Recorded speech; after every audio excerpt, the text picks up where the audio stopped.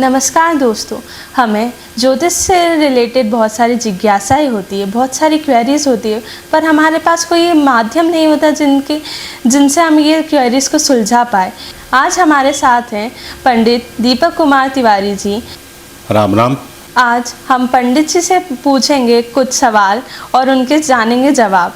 गुरुजी, मेरा पहला प्रश्न है, ज्योतिष क्या है? क्या आप हमें इसके बारे में विस्तृत चर्चा बताएंगे? ज्योतिष जो है भगवान का दिया हुआ, प्रभु का दिया हुआ आशीर्वाद है हमको। तीसरा नेत्र है जिससे हम भविष्य में होने वाली घटनाओं को जान सकते हैं, और जो भविष्य में छुपा हुआ है, भविष्य में आगे क्या होगा, उन सब की जानकारी हम ज्योतिष के माध्यम से ले सकते हैं। अब ज्योतिष में ऐसा कुछ नहीं है, जो घटनाएं जो प्रभु ने लिखी हुई है, जो भगवान ने लिखी हुई है, जो विधाता ने लिखी हुई है, वो घटनाएं अपने समय पे होंगी, उसमें हम बदलाव नहीं कर सकते। बाकी ज्योतिष के माध्यम से हम उन घटनाओं को पहले से जान लेते हैं, और उन घटनाओं की जानकारी जब हमको हो जाती है तो जो हमारे साथ दुर्घटनाएं या कुछ अच्छी चीज़ें होने वाली हों, उनको हम दुर्घटनाओं को कम कर लेते हैं और अच्छी चीज़ों को हम विस्तृत रूप में और अच्छे से ग्रहण कर पाते हैं। तो ज्योतिष इस तरीके से काम करता है। और ज्योतिष में जैसे आपको मालूम है कि नवग्रह होते हैं, 27 नक्षत्र होते हैं, और जो कुंडली होती है, कुंडली में 12 भाव होते हैं। तो ज्योतिष पूरा इन चीज़ों पे चलता है। और सिर्फ ज्योतिष का मतलब ये इतना नहीं होता कि ज्योतिष सिर्फ ये हो गया कि हमने कैलकुलेशंस किए और ज्योतिष में हम अपना फलित निकाल लें। ज्योतिष में प्रभु का आशीर्वाद भी बहुत काम करता है, क्योंकि जब तक प्रभु का आशीर्वाद नहीं होगा, ज्योतिष में आप फलित करते हो, फोरकास्ट करते हो, मतलब आप किसी व्यक्ति के बारे में प्रिडिक्ट करते हो, उसके बारे में फ्यूचर में क्या होने वाला है वो चीज़ें बताते हो। तो उसके लिए प्रभु का आशीर्वाद भी ज़रूरी है। अगर प्रभु का आशीर्वाद नहीं होगा तो आप फलित में फेल हो जाओगे। इसलिए हमारे जीवन में ज्योतिष का बहुत महत्व होता है। गुरुजी, आपकी इन जानकारियों से मुझे एक और प्रश्न उत्पन्न होता है कि क्या ये प्रेडिक्शन सही है? कि कितने प्रकार से सही है? क्या इनके परसेंटेज 100 में है या नहीं? देखो, प्रभु का आशीर्वाद जब प्राप्त होता है हमको, और ज्योतिष की गणनाएं जब हम करते हैं, तो 100% रिजल्ट्स हम निकाल पाते हैं। क्योंकि प्रभु के आशीर्वाद के बिना तो ज्योतिष भी अपनी जगह फेल हो जाता है। क्योंकि जितने भी लोग ज्योतिष करते हैं वो अपनी अपनी साधनाएं करते हैं और उसके बाद फलित करते हैं। क्योंकि फलित करने का मतलब प्रिडिक्ट करने का एकाधिकार भगवान के पास है, और जब तक भगवान का आशीर्वाद प्राप्त नहीं हो जाता तब तक व्यक्ति जो भी है, जो भी गणनाएं करता है, वो प्रिडिक्ट नहीं कर पाता। आपने कई बार देखा होगा मौसम विभाग और ये सारी चीज़ें भी फेल हो जाती है, जबकि वो कई बार अपने गणित लगाते हैं, उनके कैलकुलेशंस इतने सटीक होते हैं, उनके पास न जाने कितने कंप्यूटर सिस्टम्स हैं, न जाने कितने सॉफ्टवेयर्स हैं, और उनके कैलकुलेशंस इतने सटीक होते हैं, उसके बावजूद भी गणनाएं उनकी फेल हो जाती है। जबकि ज्योतिष में जो गणनाएं होती है वो इतनी सटीक होती है कि व्यक्ति कब कहाँ जाके दुर्घटना से ग्रसित होगा, कब जाके वो धनवान बनेगा, कब जाके उसके यहाँ पुत्र उत्पन्न होगा, कब उसका विवाह होगा, ये सारी जानकारी हमको ज्योतिष से मिल जाती है।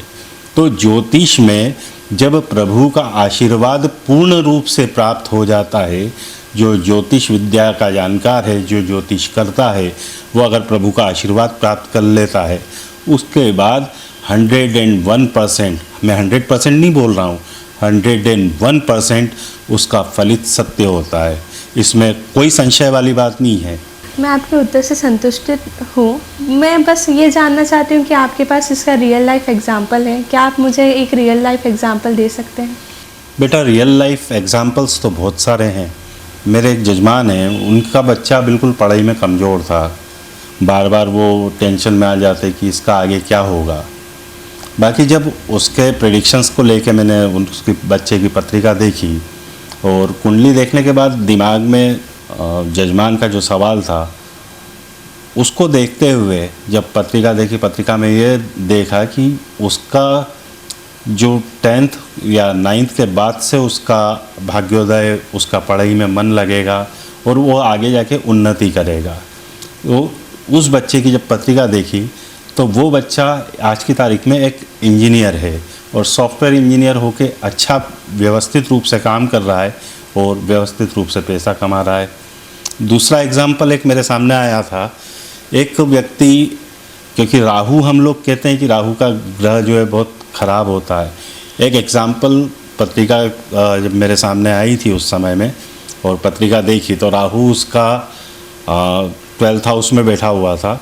जब उसकी पत्रिका देखी और उनसे पूछा मतलब आपका बच्चा विदेश में है या, तो बोले पंडित जी अभी अभी जस्ट उसकी अमेज़ॉन में जॉब लगी है और वो अमेज़ॉन में जाने की तैयारी कर रहा है। तो अब मैंने उस समय में जब वो बच्चा मेरे ख्याल से 11th या 12th में था, उनको भी अंदाज़ा नहीं था, बच्चे को भी अंदाज़ा नहीं था कि वो इतना आगे जाके बढ़ पाएगा। तो ये मेरे सामने बहुत सारे एग्जाम्पल्स हैं। जी पंडित जी, इसके साथ ही मैं अपना अगला प्रश्न प्रस्तुत करना चाहूँगी कि मंत्रों का क्या योगदान है। देखो बेटा, ज्योतिष में मंत्रों का बड़ा ही योगदान होता है। अब हम अगर ग्रहों के मंत्रों की बात करें तो जो ग्रह हमारे बली होते हैं, जो बलवान होते हैं, इसके अलावा जो ग्रह हमारे लिए मारक होते हैं और कुछ ग्रह हमारे लिए अकारक होते हैं, जिनका कोई सिर्फ वो एक हैं उस स्थिति के लिए।